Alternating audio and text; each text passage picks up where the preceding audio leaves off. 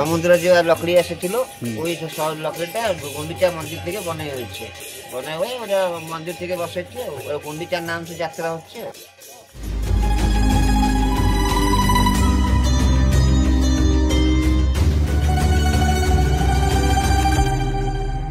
আমরা মাসির বাড়ি গুন্ডিচা ছেড়ে চলে যাচ্ছি ইন্দ্রদম্য সরোবরে।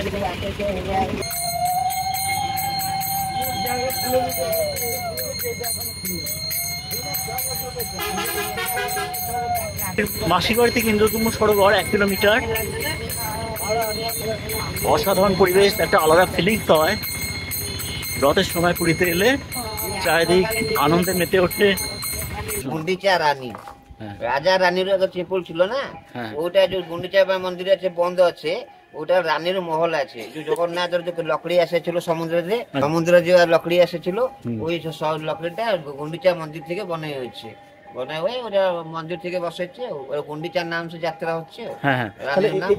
রাজার পোখরী, এটা রাজার রাজা রানী গুন্ডিচা রানী ইন্দ্রদম্ন রাজা, রাজাঙ্কর পোখরী আছে। আচ্ছা তালাবটা। আচ্ছা,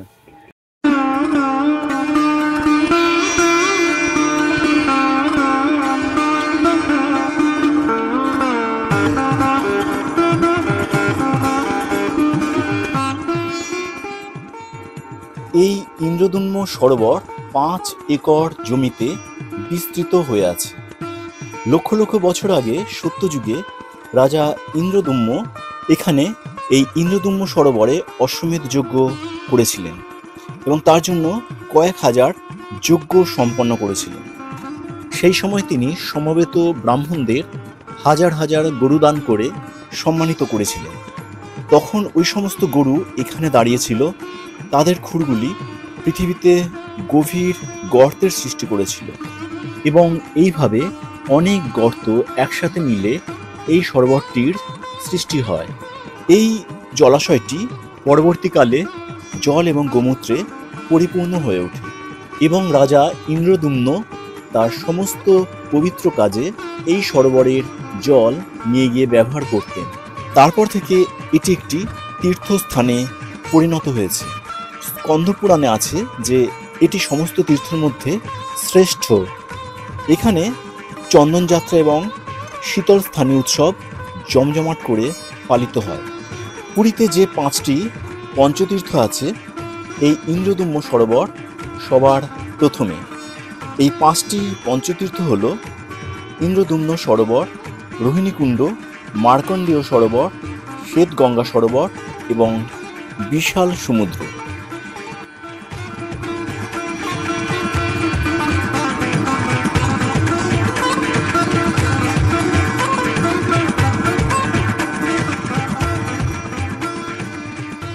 শ্রী চৈতন্য মহাপ্রভু এই সরোবরের জল নিয়ে গিয়ে গুন্ডিচা মন্দির ধুয়ে দিয়েছিলেন রথযাত্রার ঠিক আগের দিন।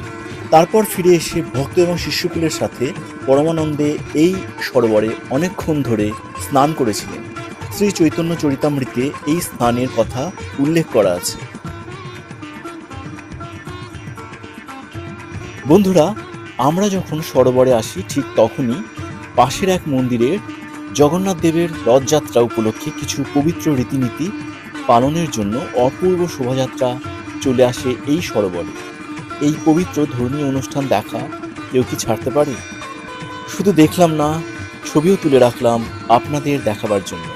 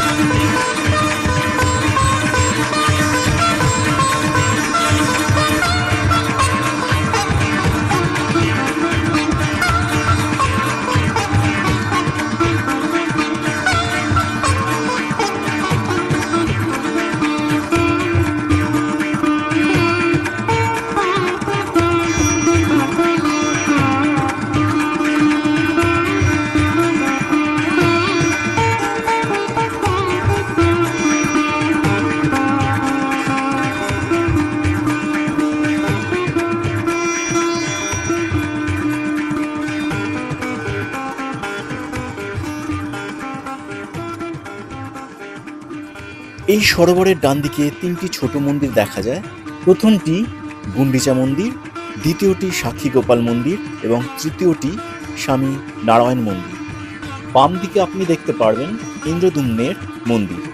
এছাড়া সিঁড়ির দুপাশে নীলকান্ত মহাদেব এবং পঞ্চমুখী হনুমানজির মন্দির দেখতে পাবেন।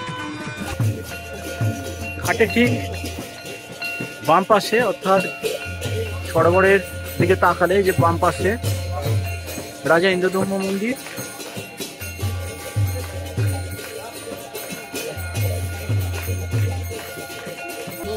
আর ঘাটের ঠিক ডান দিকে, অর্থাৎ ঘাটের দিকে তাকালে ডান দিকে, এটা হচ্ছে রানীর মন্দির, ইন্দ্রদ্যুম্ন রানী।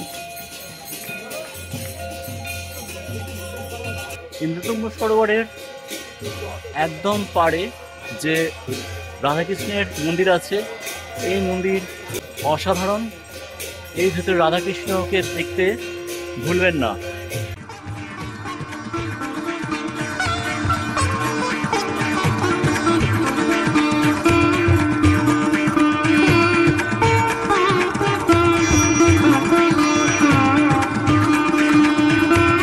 তাহলে বন্ধুরা, আজ এ পর্যন্তই। আগামী ভিডিওতে খুব তাড়াতাড়ি আবার দেখা হচ্ছে। আমার সাথে আপনাদেরকেও নিয়ে যাব পুরীর সেই বিস্ময়কর রথ দেখতে। সবাই ভালো থাকবেন এবং সুস্থ থাকবেন এবং আমার পাশে থাকবেন।